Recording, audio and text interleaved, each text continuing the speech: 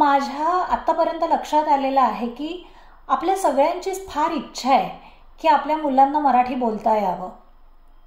आता माझा जेवढा आत्ताचा जो करंट विद्यार्थी वर्ग आहे हा सगळा जे NRI भारतीय आहेत, जे कामानिमित्त घराबाहेर पडलेले आहेत, देशाबाहेर पडलेले आहेत असं आहे. आणि त्या सगळ्यांशीच बोलताना असं लक्षात येतं की आईवडिलांची इच्छा फार आहे की आपल्या मुलांनी मराठी बोलावं, त्यांना मराठी संस्कृती कळावी आणि त्यासाठी ते एक प्लॅटफॉर्म शोधत असतात की कुठेतरी आपल्या मुलांना हे शिकवणारं मिळेल का. आणि त्यासाठी ते असे क्लासेस लावतात मुलांना. आणि असेच पालक माझ्याकडेही आहेत की ज्यांची मुलं माझ्याकडे शिकतायत. आता मुद्दा येतो पालकांनी काय करायचंय. बऱ्याच जणांचं असं म्हणणं आहे की आमची मुलं आधी फार छान मराठी बोलत होती घरी.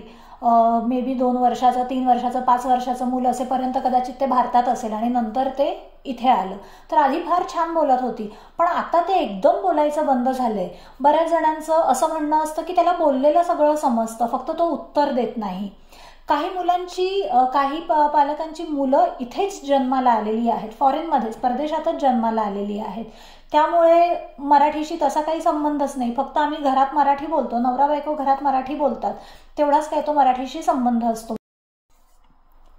आता माझं ह्या सगळ्या पालकांना एक छोटीशी हितगुज म्हणा, थोडासा सल्ला म्हणा, माझा काहीही म्हणा, फक्त माझं मराठीवरचं प्रेम, आपल्या संस्कृतीवरचं प्रेम आणि आपल्या पुढच्या पिढीला ही सगळी जी संपत्ती आहे, भाषेची, संस्कृतीची संपत्ती आहे, ही पुढच्या पिढीपर्यंत गेली पाहिजे. फक्त पैशाची संपत्ती नाही, तर ही जी काही कल्चरल संपत्ती आहे, ही ज्या व्हॅल्यूज आहेत, ह्या आपण पुढच्या पिढीला देणं फार गरजेचं आहे.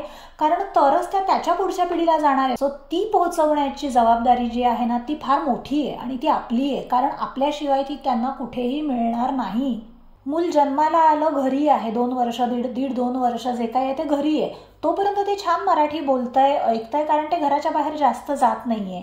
पण आता ते नर्सरीला, ते किंडर गार्डनला जायला लागलं, नर्सरीत जायला लागलं, आता ते बाहेर पडायला लागले. बाहेर पडल्यानंतर ऑफकोर्स त्याची तिकडची लँग्वेज वेगळी आहे. होऊ दे, फार चांगली गोष्ट आहे. पण तुम्ही त्याच्यासाठी घरात त्याच्याबरोबर मराठीतून बोलणं थांबवू नका.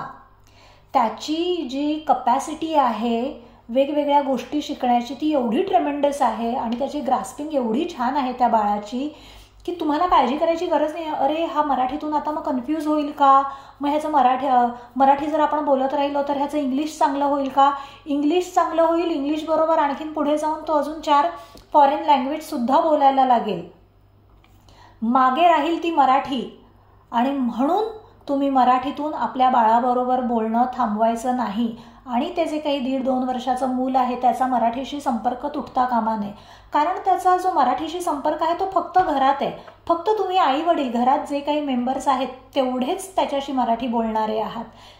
तुम्ही ते पण जर त्याच्याशी थांबवलं आणि नंतर एकदम वयाच्या 7व्या-8व्या वर्षी, 11व्या वर्षी तुम्हाला जर वाटलं अरे आपलं मूल तर एकदम अजिबात बोलतच नाहीये मराठी, मग त्या बाळाची चूक नाहीये. टिप नंबर 1, सगळ्यात महत्त्वाची आणि एकदम चोख, की ज्याला गॅरंटेड रिझल्ट्स आहेत माझ्या भाषेत, ती म्हणजे घरात मराठी बोला. घरात कंपल्सरी मराठी बोललं पाहिजे. आता तुम्ही म्हणाल की आम्ही नवरा बायको घरात मराठी बोलतोच. तुम्ही बोलताय, मुलांना कदाचित थोडंफार समजतंही. तुम्ही मुलांशी सुद्धा मराठीतून बोला.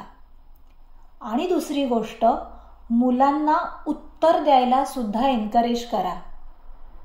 आता मुद्दा हा येतो की कधी एनकरेज करणार. आम्ही ऑफिसला जातो, मुलं दिवसभर वेगवेगळ्या ॲक्टिव्हिटीजमध्ये असतात, आमच्याकडे वेळच नसतो एकमेकांशी बोलायला.